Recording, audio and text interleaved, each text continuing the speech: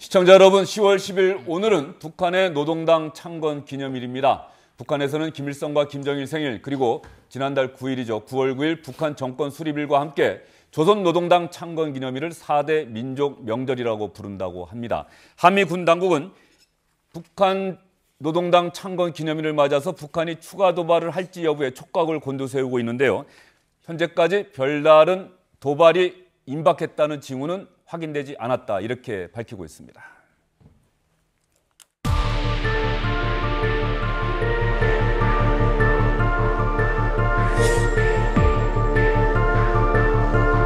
김정일 동지 만세!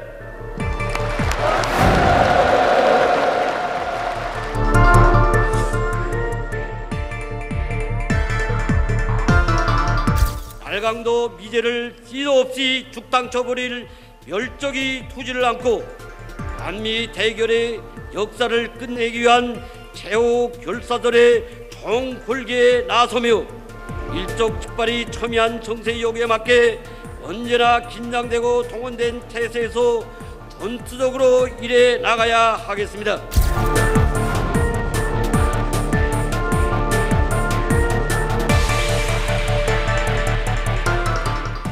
네, 노동당 창건 기념일 하루 앞두고 북한에서 대규모 행사가 열렸습니다. 김태현 변호사, SBS의 이기성 논설위원, 안정식 북한 전문기자, 그리고 문학평론가시죠. 박철하 교수님 이 자리에 나오셨습니다. 어서 오십시오.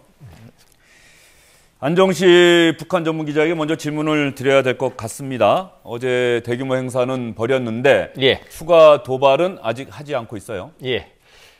지금 이제 긴 연휴가 이제 끝났지 않습니까? 근데 이제 연휴 초반만 하더라도 좀 북한 내에서 이동식 발사 차량이 움직인다든가 이런 좀 움직임들이 있어서 청와대라든가 국방부라든가 상당히 긴장을 하고 지켜보는 양상이었는데 오히려 연휴 중반을 넘어가면서 움직임들이 좀 잘 안 보이기 시작했고요. 그래서 연휴 후반, 그러니까 이제 지금 오늘이 당창건 기념일인데 이 당창건 기념일에 가까워지면서는 이 군 일선이나 이쪽에서 이번 기념일은 좀 그냥 지나가는 게 아니냐, 이런 예상들이 지금 나오고 있는 상황이었고요. 역시 그런 지금 예상대로 오늘도 별다른 특이 동향 없이 좀 지나가는 양상입니다.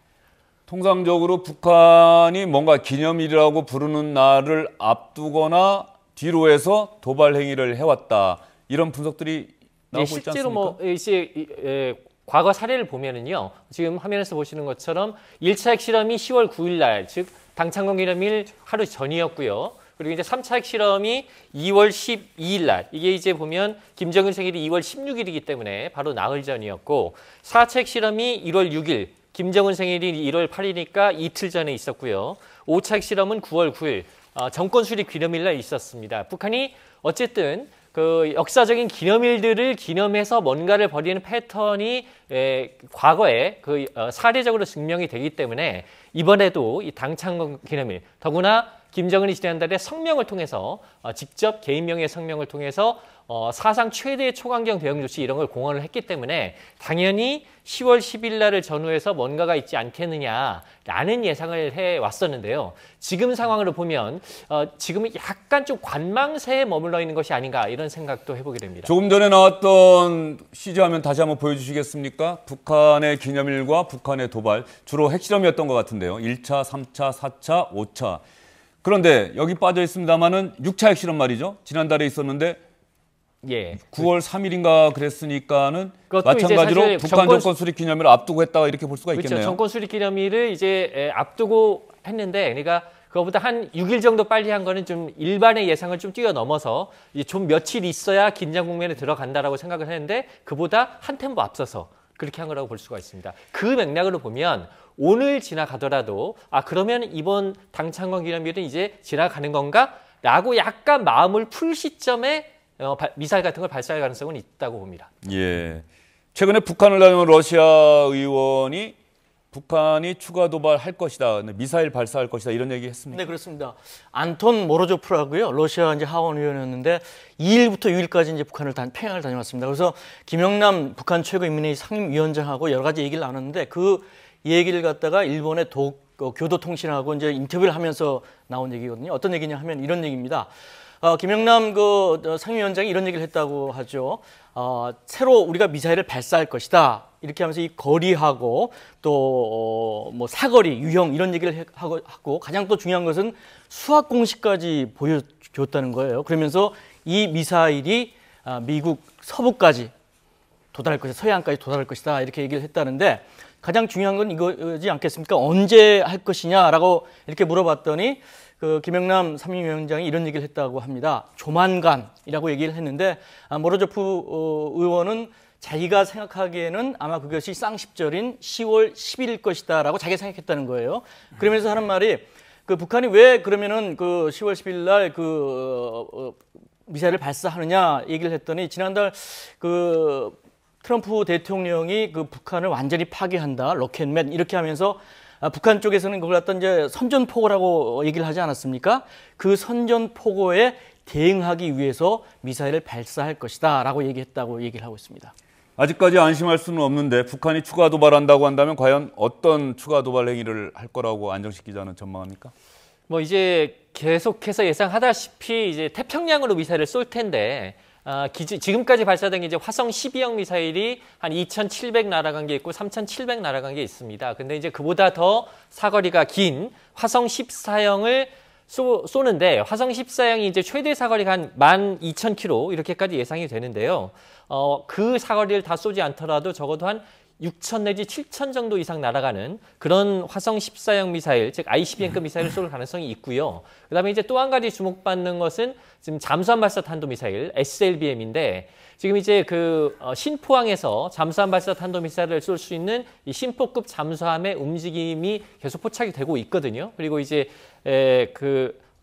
더 큰 규모의 SLBM을 한 3기 정도 탑재할 수 있는 더 큰 규모의 3,000톤급 규모의 잠수함을 만들고 있는 정황도 포착이 되고 있기 때문에 이거를 기존처럼 북한 해안에서 쏘는 게 아니라 조금 동해 바다로 끌고 나와서 좀 상당히 북한 동해안 해변에서 떨어진 지역에서 잠수함을 SLBM을 쏴서 SLBM으로 일본 열도를 넘기는 이런 식의 도발도 가능할 거다 이렇게 좀 예상이 되고 있습니다. 북한은 정부나 내각보다는 노동당이 우위에 있는 그런 독특한 정치 체제를 갖추고 있는데요. 김정은이 17개월 만에 조선노동당 공식 행사의 모습을 드러냈다고 합니다. 이 자리에서 김정은이 한 얘기는 우리는 국제사회의 압박에도 불구하고 핵무력 건설의 길을 계속해서 걸어 나가겠다 이렇게 얘기를 했다고 합니다.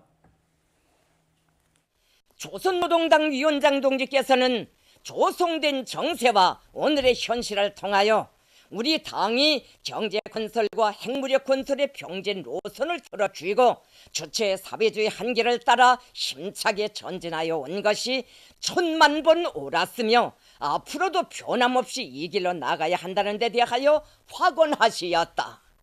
미제와 그 추종 세력들의 극악무도한 제재 압살 책동을 물거품으로 만들고 화를 복으로 전환시키기 위한 기본 열쇠가 바로 자력갱생이고 과학기술의 힘이라고 하시면서 인민경제의 자립성과 주체성을 백방으로 강화해 나갈 때 대하여 지적하시었다.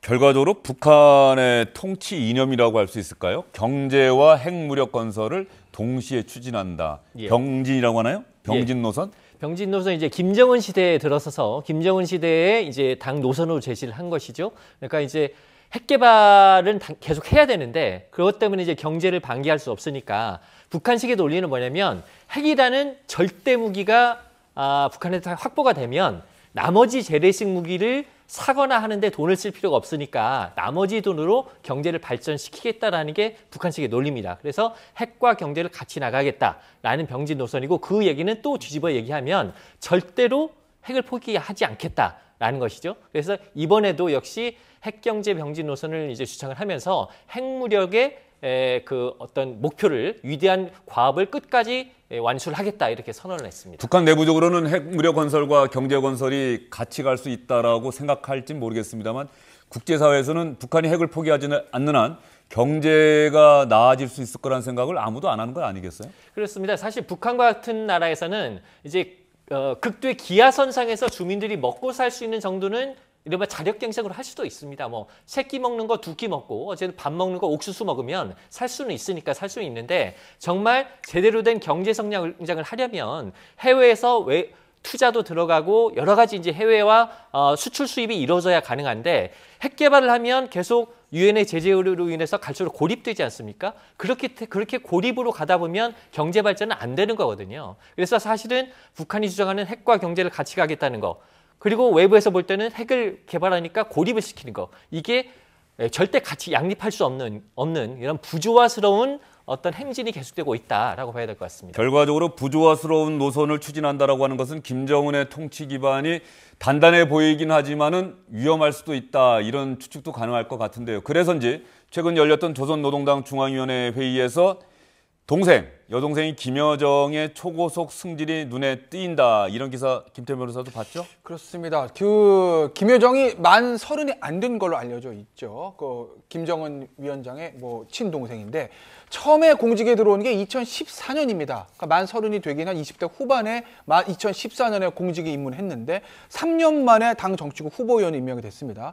그러니까 공산주의 국가에서는 앞서 앵커도 지적하셨듯이 정부와 내각보다는 당이 위에 있는 것이고, 그렇게 보면 북한에서 가장 큰 권력기관은 당 정치국이라고 볼 수 있습니다. 그 당 정치국 후보위원회에 임명된다는 얘기는 북한에서 서열 30위 안에 든다는 얘기인데 30이 되지 않은 나이에 그 자리에 오른 것이거든요. 아버지인 김정일 시대에 김정일이 총애했던 고모인 김경희가 당 정치국 위원이 된 게 66살입니다. 그런데 이제 김정은은 30이 되기 전에 그 후보인이 됐기 때문에 그만큼 김정은이 친정체제를 강화하는 대표적인 인사다, 이렇게 평가할 수 있을 것 같습니다. 안정식 기자는 이 소식 들었을 때 어떤 생각이 들던가요? 예견됐던 수순인가요? 아니, 사실은 이번에 정치국 후보위원이 되긴 됐습니다만 이 후보위원이 되고 안 되고를 떠나서 실질적인 권력 서열 2위는 김여정이다, 이렇게 얘기도 합니다. 왜냐하면 최룡해나 황병서가 아니고 말이죠. 네, 지금 화면에서 보시는 것처럼 김정은 주변에서 꽃다발 받아주고 각종 행사할 때 보면 그 화면에 안 잡히려고 멀리 숨어서 다니는 게 카메라에 포착되는 것도 있거든요. 그러니까 실질적인 오빠, 즉 실질적인 최고 지도자 김정은의 행사를 실질적으로 김여정이 다 하고 있기 때문에 저런 상황에서는 최고 지도자인 김정은한테 뭘 얘기를 하려면 김여정 통해서 얘기하는 게 제일 편한 거거든요. 그런 걸로 본다라면 공식 서열이 뭐를 떠나서 실질적으로 북한에서 김정은한테 숙청될 위험 없이 오빠한테 할 말을 다 할 수 있는 사람은 김여정밖에 없다, 이렇게 본다라면 진짜 핵심 실세 중에 실세인 것인데, 근데 이제 그거를 저렇게 비공식적인 자리에서 놔두는 거하고 선전성동국 부부장을 거쳐서 이제 당 정치국의 후보위원이라는 공식적인 상당한 지위가 있는 자리까지 올렸다는 건 이제 그 비공식적인 실세가 아니라 이거를 공식화된 어떤 자리에까지 올림으로써 정말 공식적으로 북한이라는 국가를 이끌어 나가는데 굉장히 중요한 동반자로서 여동생을 끌고 가겠다, 이런 포석이라고 볼 수 있을 것 같습니다. 그런데 지금 화면 보면 말이죠, 김여정이 물론 저 일이 전부는 아니겠습니다만 꽃다발을 넘겨주면 꽃다발 받는 게 마치 일의 가장 중요한 부분인 것처럼 지금 화면에 보여지는데 그런 김여정이 북한 정권의 사실상의 2인자다, 이런 얘기를 들으니까 좀 생각이, 우리나라 같으면 감히 상상도 못할 일 아니겠습니까?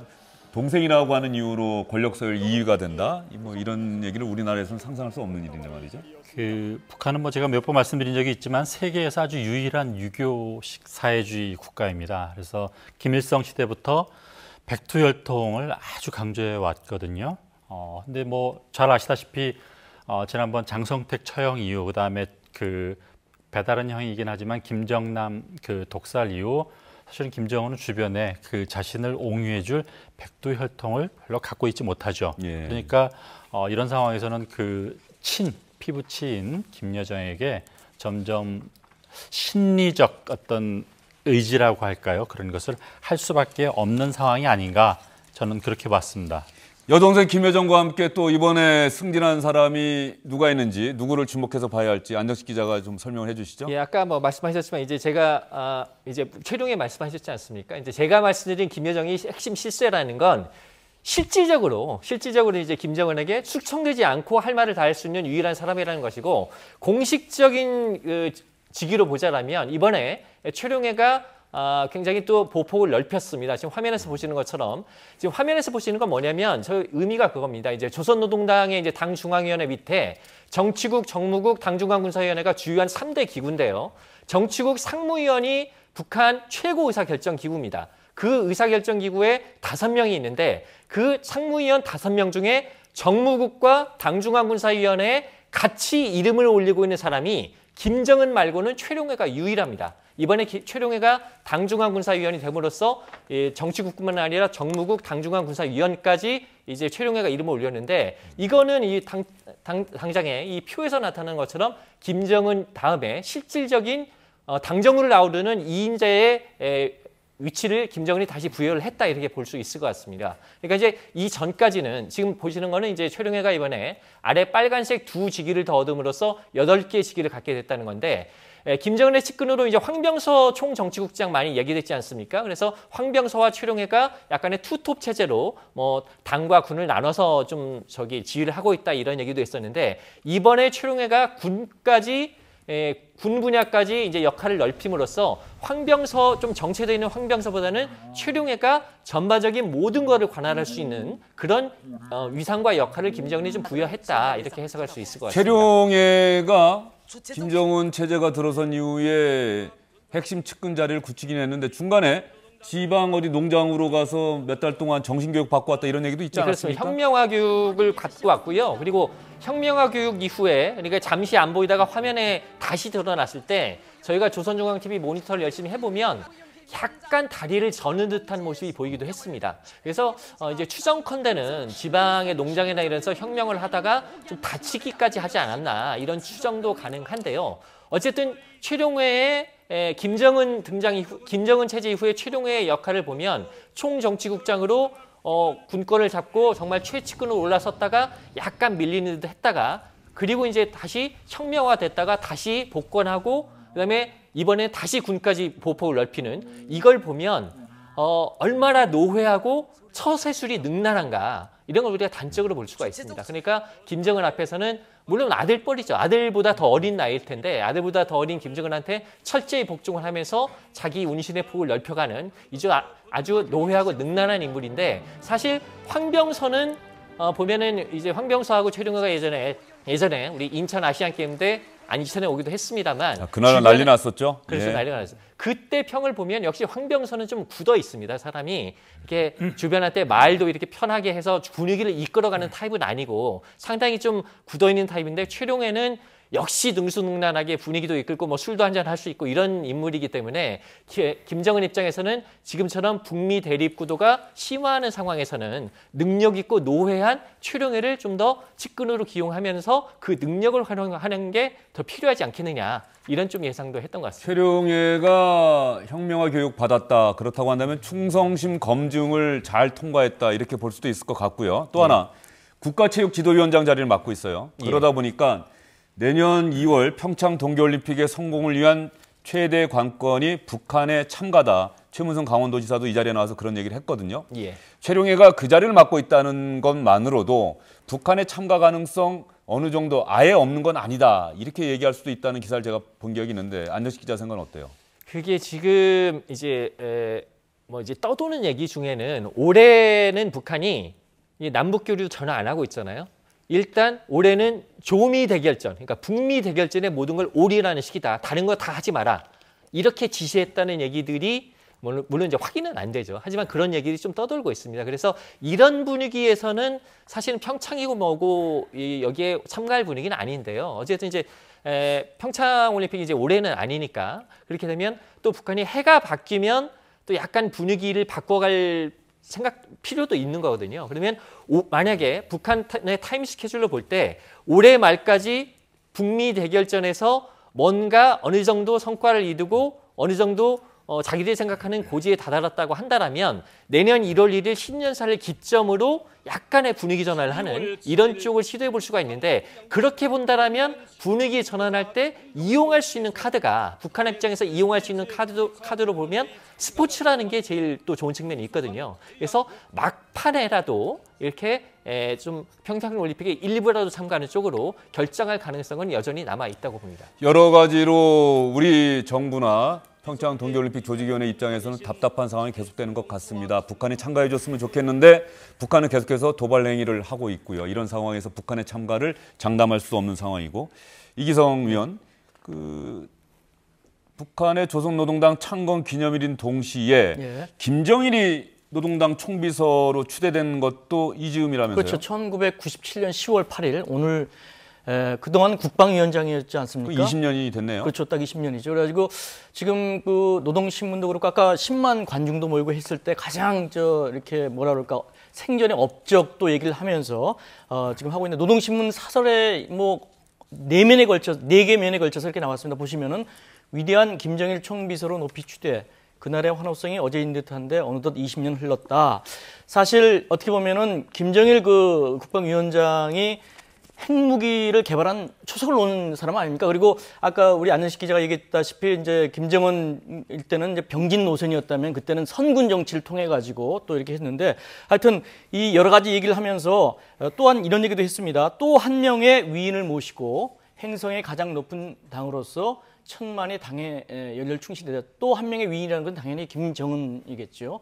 그래서 지금 보시면은 핵무기를 가지고 지금 미국과 굉장히 어려움을 겪고 있고 또 유엔 전체 이제 새 국제적 고립이 되면서 또 한 번의 어떤 고난의 행군 같은 것을 대비할 수 있을 그런 시기가 되기 때문에 아마 그런 내부 결석과 무력 도발의 어떤 그 명분 쌓기를 위한 분위기 조성을 하기 위해서 이렇게 지금 얘기를 하고 있는 것 같습니다. 안정식 기자 보내드리기 전에 이 질문 하나 더 드릴게요. 북한이 추가 도발한다고 한다면 이제 이달 중순에 한미연합 군사훈련도 준비되어 있고 미국의 항공모함 편대가 온다는 얘기도 있고 말이죠. 전단이 온다는 얘기도 있고 그러면은 정말 한반도 상황이 전쟁 쪽으로 몰려가는 것 아니냐 이렇게 걱정하시는 분들이 정말 많은데 말이죠. 안정식 기자는 어떻게 전망하세요? 아직은 그래도 뭐 그런 임계점에는 최고의 임계점까지는 아직 안 가지 않았나 싶은데요.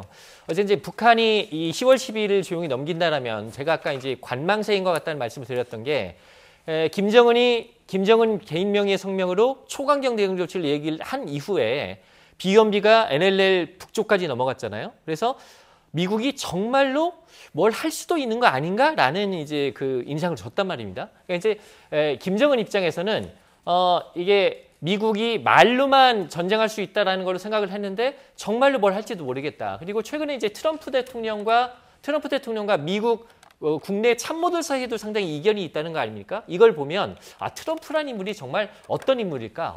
뭘까지 할 수 있는 인물일까?라는 거에 대한 좀 의구심과 좀 불안감 그런 것들도 약간 가지고 있는 거 아닌가 싶기도 합니다. 그래서 미국이 트럼프가 뭘 할지에 대해서 조금 분석적으로 좀 관망을 해보자 이런 좀 그 분위기가 있는 것 같은데요. 어쨌든지 간에 김정은이 해놓은 말이 있기 때문에 뭔가는 하긴 할 겁니다. 뭔가를 하긴 할 것이고요. 거기에 대해서 이제 미국이 대응을 할 텐데 그게 당장에 뭐 어떻게 뭐 미 북미 간에 뭐 치고받는 국면은 아닐 것 같고요.